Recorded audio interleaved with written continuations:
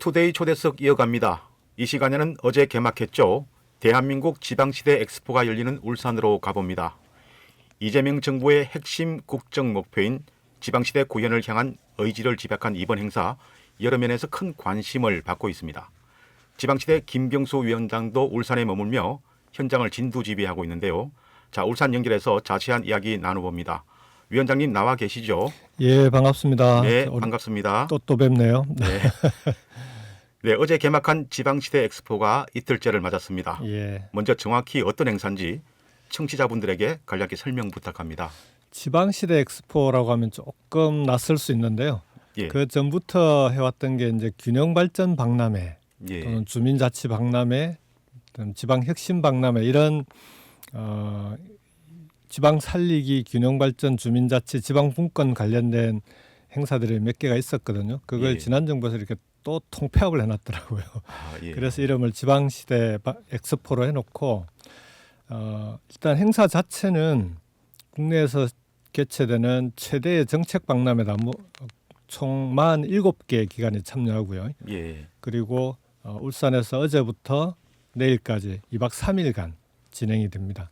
결국 이재명 정부 들어와서 균형발전 자치분권 정책이 어떻게 바뀌었는지, 그리고 앞으로 어떻게 해 나가려고 하는지, 그런 좀 정책적인 내용은 집대성해 놓은 박람회 엑스포다, 이렇게 보시면 될 것 같습니다. 예.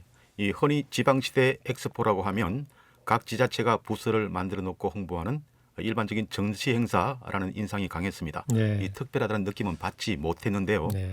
이 올해는 이재명 정부가 이 5대 초광역권 3대 특별자치도 즉 5극 3특 균형발전 의제를 띄운 뒤 열리는 첫 지방시대 엑스포입니다. 예, 맞습니다. 네, 게다가 탁현민 총감독이 연출을 맡으면서 더 기대에 모으고 있는데요.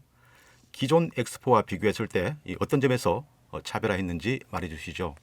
안 그래도 이제 지방시대 엑스포가 정책 박람회다 이렇게 말씀을 드리면 예. 반응이 다들 이게 정책 박람회는 세상 재미없는 행사다 이렇게들 생각들을 많이 하시잖아요. 예.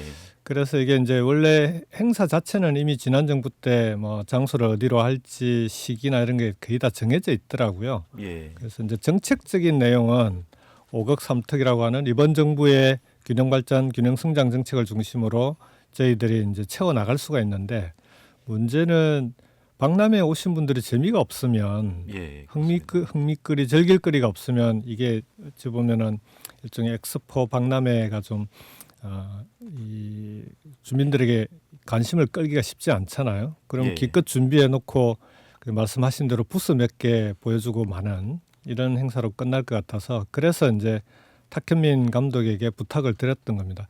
정책은 우리가 책임질 테니까 이 오시는 분들에게 재미와 흥미, 즐길 거리를 좀 잘 만들어 달라. 그래서 재미있는 정책 박람회도 가능하다는 걸 좀 보여줄 수 있도록 해달라고 부탁을 드렸었고요. 그래서 예. 이제 그 탁현민 감독이 이번 박람회에 실제로 찾아오시면은 좀 즐길 수 있을 만한, 그러니까 5극 3특 균형성장의 취지도 살리고 의미도 살리면서도 재미있게 즐길 수 있는 그런 예. 행사들을, 부대 행사들을 많이 만들어놨습니다. 예, 아이들 손잡고 엑스포 현장 찾는 분들 많으실 텐데 예. 이것만은 놓치지 마시라. 관람 팁을 좀 알려주시면 좋겠습니다. 예, 가족들 함께 오시면 우선은 이제 오늘까지, 어제 오늘 이틀 진행되는 행사가 팔도 미식회라고요. 우리가 예. 이제 5극 3특이잖아요. 5개 권역에 3개 특별자치도로 하면 전체가 8개 권역이 되는데, 이 8개 권역의 지역의 특산 식재료들을, 독특한 식재료들이 있지 않습니까? 예. 그걸 가지고 흑백 요리사에 나왔던 유명 셰프들, 그리고 이연복 셰프는 아시죠? 예. 우리 진행자께서도 이연복 셰프, 송하설람 셰프, 이런 그 국민들도 잘 아시는 그런 셰프 네 분이서 예. 8개 권역의 식재료를 가지고 독특한 음식을 만듭니다. 예. 그 음식 만든 걸 찾아오시면은 시식할 수 있는. 근데 이게 이제 선착순이라 음식이라는 게 한정이 돼 있으니까 예. 이건 미리 이제 온라인으로 신청하신 분들도 있고, 또 일부는 그래도 찾아오셨는데 현장에서 좀 시식할 수 있는 그런 그런 것도 준비가 돼 있는데, 어쨌든 그건 오늘까지 진행이 되고요. 그 자체로는 실제로 그 팔도의 식재료들을 가지고 음식을 만드는 거긴 하지만 우리 그 5급 3특의 특색 있는 예. 균형 있는 발전을 어떻게 해 나갈 수 있는지를 그런 좀 음식을 먹으면서도 또 생각해 볼 수 있는 그런 행사가 준비되어 있고요. 그 외에도 이제 요즘 제일 핫한 곳 중에 하나가 국립중앙박물관입니다. 국중박이라고 하잖아요. 예. 그래서 이제 국중박의 굿즈가 유명한데 국중박과 함께 각 시도의 굿즈들을 함께 모아서 전시도 하고 오신 분들에게 추첨으로 나눠드리기도 하고 그런 행사들도 있고요. 그리고 전시 부스들도 돌아보시면 체험할 수 있는 그런 그 부스들이 많습니다. 예. 뭐 AI로 사진을 찍어보기도 하고 이런 등등의 그래서 가족들이 함께 오시면은 체험과 함께 그리고 이제 기념품들도 이제 다들 준비들 해놓으셨으니까 좀 즐겁게 어제 보니까 다들 얼굴에 그냥 한박 웃음들이 펴 있으시던데요. 즐겁게 즐길 수 있는 그런 곳들이 많이 있다 이렇게 말씀을 드리겠습니다.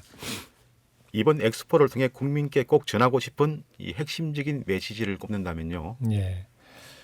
핵심은 예. 결국은 수도권과 비수도권이 지금처럼 격차가 계속 벌어지는 대한민국으로서는 미래가 없다는 거 아니겠습니까? 예. 그래서 이제 균형 성장이라고 하는 게 수도권도 과밀과 집중으로 한계에 부딪혀 있고 지역은 소멸로 가고 있는 이 악순환의 고리를 이번에는 확실히 끊어야 된다. 근데 지난 20년간 균형 발전 정책을 추진해 왔음에도 이게 제대로 성과를 확실히 내고 있다라고 보기 어려운 거 아니겠습니까? 예. 그러면 이번 이재명 정부는 기존의 과거의 균형 발전 정책과는 다른 새로운 패러다임으로 추진한다. 그게 이제 5급 3특이고요. 운동장을 넓고 크게 쓰자는 겁니다. 수도권만 운동장을 크게 쓰는 그런 그 방식으로는 비수도권은 자기들끼리 좁은 운동장에서 서로 경쟁하는 이런 방식으로는 수도권 비수도권이 함께 성장하기 어려우니 이제는 비수도권도 운동장을 넓게 크게 쓰면서 수도권처럼 생활권과 경제권을 만들어갈 수 있는 그런 새로운 균형발전 정책을 추진해 갑니다. 그 내용을 지방시대 엑스포 안에 담아서 국민들에게 자 이번에는 이렇게 해서 한번 제대로 만들어 봅시다. 이번이 어쩌면 균형발전의 마지막 기회다라고 하는 점을 국민들에게 설명을 하고 있습니다. 이재명 대통령은 5급 3특을 통한 균형 발전은 대한민국의 운명이며 생존 전략이라고 강조하며 속도전을 주문하고 있습니다. 예. 현재 이 5급 3특 전략 어느 정도까지 와 있다고 보십니까? 그리고 위원장께서 구상하시는 구체적인 타임 스케줄이 궁금합니다. 정부 정책이 제대로 갈 수 있을지 없을지 정부의 그 정책에 대한 의지가 얼마나 강한지를 단적으로 보여주는 게 결국은 대통령의 의지입니다. 예. 그렇지 않겠습니까? 근데 이재명 대통령은 회의 때마다 기회가 있을 때마다 균형 발전이 대한민국의 운명이고 생존 전략이다 이렇게 얘기를 하고 계시거든요. 그리고 이번에 이제 해외 순방 나가시기 전에도 바로 전날도 우리 대기업 총수들하고 함께 지역에 대한 투자, 국내에 대한 투자를 어떻게 할지도 협의도 같이 하시고 미국 관세 협상 타결 이후의 상황을 놓고 그래서 이런 대통령의 의지가 확실한 상황에서는 속도감 있게 진행될 수밖에 없다. 그리고 지금은 이 5급 3특이라고 하는 게 우리가 가보지 않은 새로운 길 아닙니까? 예. 새로운 길을 가려면 제일 먼저 필요한 건 지도입니다. 설계도와 지도가 필요하지 않겠습니까? 그래서 지난 9월 말에 5급 3특의 권역별 메가시티 전략에 대한 설계도는 완성이 됐고요. 그렇게 해서 정부에서 그 국무회의까지 거치고 우리 지방시대위원회에서 본회의를 열어서 최종 확정을 했고 그 설계도에 따라서 지금은 그 추진할 수 있는 구조와 시스템을 만들어가고 있다. 중앙부처는 부처대로, 지방정부는 정부대로 만들어가면서 제일 중요한 건 결국은 대기업, 앵커 기업들의 지역에 대한 투자가 제일 중요하거든요. 예. 그에 맞춰서 각종 인재 양성을 위한 대학 혁신이라든지 R&D 체계 혁신, 그다음에 규제 완화 이런 것들이 다 따라붙기 때문에 이제 그런 준비들을 하고 있고 저는 올 연말 연초, 내년 초까지는 좀 이런 그 각 권역별로 추진해 나가는 성장 엔진이라든지 광역 대중교통망을 통한 생활권 구축이라든지 이런 부분들에 대한 좀 그 구체적인 초광역 단위의 권역별 단위의 초광역 협약을 통한 사업 추진이 시작될 수 있을 거다 이렇게 생각합니다. 이 균형 발전 전략을 선도하는 지역이 부산, 울산, 경남이길 기대해 봅니다. 이 불경이 차지하는 의미, 비중과 역할에 대해 설명해 주십시오. 저도 부울경이 선도했으면 좋겠습니다. 예. 그 다음에 부울경은 이런 5급 3특을 선도해 나갈 수 있는 좋은 조건을 가지고 있는 곳이거든요. 예. 실제로 SK AI 데이터 센터가 울산에 들어오고 부산에 해양 수도를 추진해 나가는 해수부 이전, 그리고 경남의 방산, 우주항공, 조선산업, 이런 기반이 대단히 탄탄한 곳 아니겠습니까? 예. 이제 여기에 AI를 통해서 어떻게 기존 제조업도 전환해 나가면서 새로운 투자들을 만들어 나갈까, 이제 이게 부울경이 추진해 나가야 되는 곳인데, 기업 입장에서는 부울경만큼 매력적인 곳이 없는 거죠. 예. 그런데 문제는 기업도 투자할 그 생각이 있고, 그다음에 중앙 정부도 지원할 만반의 준비가 돼 있습니다. 성장 엔진에 대한 5종 성장 패키지까지 다 마련이 돼 있는데, 핵심은 지방 정부들이 예. 기존처럼 시도 단위로 자꾸 뭘 하겠다라고 하면 중앙 정부 입장에서는 이번 5급 3특 전략하고 안 맞거든요. 예. 그러면은 부울경도 중앙 정부의 이런 지원이 가능하게끔 받을 수 있는, 지원을 받을 수 있는 그릇을 만들어 줘야 됩니다. 행정 통합을 추진하고 있다고 하지만 행정 통합은 언제 될지 모르는 거 아니겠습니까? 그거 예. 기다리고 앉아 있으면은 지금 중앙 정부는 당장 속도감 있게 지역을 살리기 위한 정책들을 가지고 지원책을 쏟아내고 있는데, 행정 통합할 때까지 언제 기다리고 있겠습니까? 그러면 지금 당장 사업을 추진할 수 있는 지방 정부의 준비도 필요하다. 그런 점에서 지금은 부울경이 여러 가지 좋은 조건에도 불구하고 선도에 나갈 수 있느냐 없느냐는 지방 정부에게 달려 있다. 지금 그 다른 권역들처럼 메가시티 광역연합을 만들어가면서 중앙 정부와 협력해서 협약을 맺어 나갈 수 있도록 하는 그런 준비들이 지금 가장 시급하다, 이렇게 말씀을 드리겠습니다. 네. 김경수 지방시대 위원장과 함께하고 있습니다. 그런데 부울경에서 추진하는 핵심 사업 중에서 일부가 지지부진한 모습입니다. 네. 대표적인 것이 가덕 신공항인데요. 이명박 정부가 무산시킨 신공항 건설의 불씨를 되살린 대표적인 인물 바로 위원장님입니다. 하지만 이게 순탄치가 않거든요. 네. 지역사회에서도 우리가 큰데 이 부분에 대한 입장은 어떻습니까? 가덕도 신공항은 그냥 지방공항 하나만 그냥 단순히 만드는 그런 차원의 문제가 아니지 않습니까? 예. 우리 부울경이 미래산업, 첨단 산업을 육성할 수 있느냐 없느냐. 왜냐하면은 항공 운송 화물이 가능하지 않은 지역은 지금 뭐 바이오나 반도체 같은 그런 미래산업이나 첨단 산업이 들어오기 어렵습니다. 왜냐하면 그런 예. 산업들은 항공 화물로 대부분 수출이 이루어지기 때문에, 그래서 기존의 김해 신공항으로는 그게 불가능하니 가덕 신공항은 우리에게는 이제 선택이 아니라 필수인 거죠. 예. 그리고 관광 산업을 위해서도 지역 공항이 국제 공항으로서 자리를 잡는 게 대단히 중요합니다. 예. 뭐 일본을 예를 들어 보면 일본 같은 경우에는 공항이 전국에 90개입니다. 우리는 15개인데요. 예. 90개 중에 지역에 있는 지방 공항이 국제 공항인 곳이 일본은 30곳입니다. 예. 그래서 이제 일본을 우리나라 사람들이 여행을 할 때 보면은 우리처럼 우리는 인천으로 해외 관광객이 들어와서 수도권만 왔다 갔다 하잖아요. 예. 한 80%가 수도권만 다녀가는데, 일본을 갈 때는 보면은 지방공항으로 바로 가잖아요. 예. 그리고 그 지방공항 주변을 대중교통으로 관광을 하고, 우리도 이제 그런 체계를 만들어야 되거든요. 그런 점에서 가덕 신공항은 되게 중요한데, 어렵게 가덕 신공항까지 문재인 정부에서 결정을 해놨는데, 윤석열 정부에서 그 추진 과정을 관리를 이제 일종의 가정 관리인데, 과정 관리를 좀 저는 잘못한 것 아니냐 하는 아쉬움이 좀 있습니다. 그러니까 안전한 공항을 만들어야 되거든요.